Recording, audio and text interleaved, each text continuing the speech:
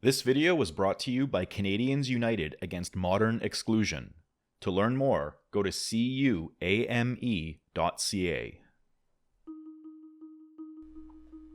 On April 7th, 2025, during the Canadian federal election campaign, Found in Translation and Canadian Friends of Hong Kong published Dotting the Map, a website presenting 9 maps that claim to expose the networks, tactics, and narratives of the People's Republic of China's alleged influence operations in Canada.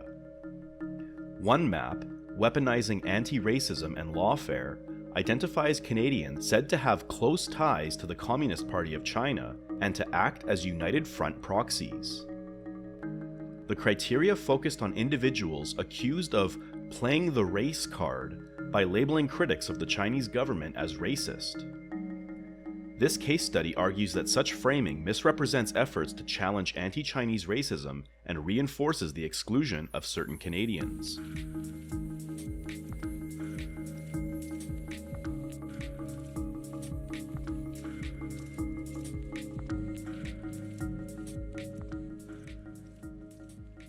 The map identifies prominent public figures, including former Prime Minister Justin Trudeau and Justice Marie-Josée Hogue, as alleged United Front proxies, alongside less well-known Canadians such as Eng Weng Hong.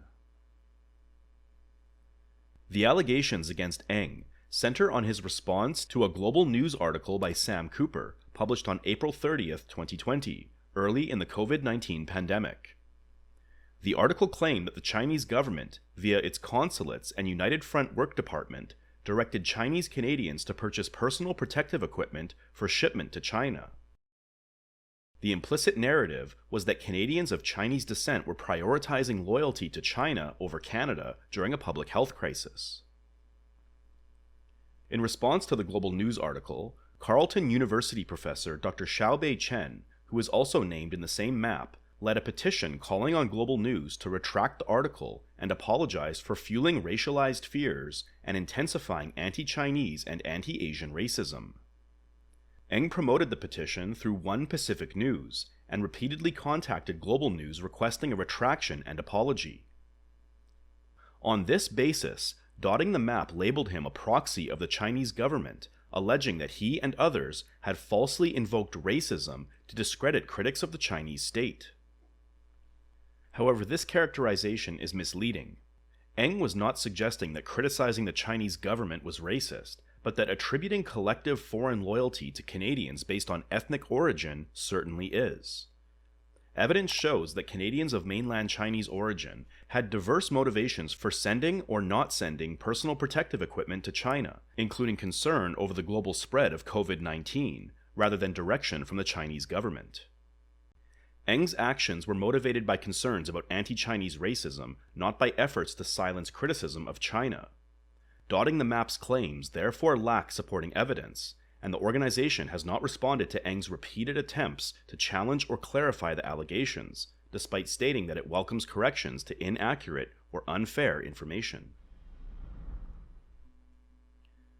The exclusion at issue here is modern in the sense that it is indirect rather than overt. Canadians such as Eng face no formal restrictions on speech or legal status, but are framed as advancing the interests of foreign governments, particularly those deemed hostile to Canada, rather than expressing independent political views. As a result, their perspectives risk being dismissed as foreign-influenced, and they may be deterred from political participation.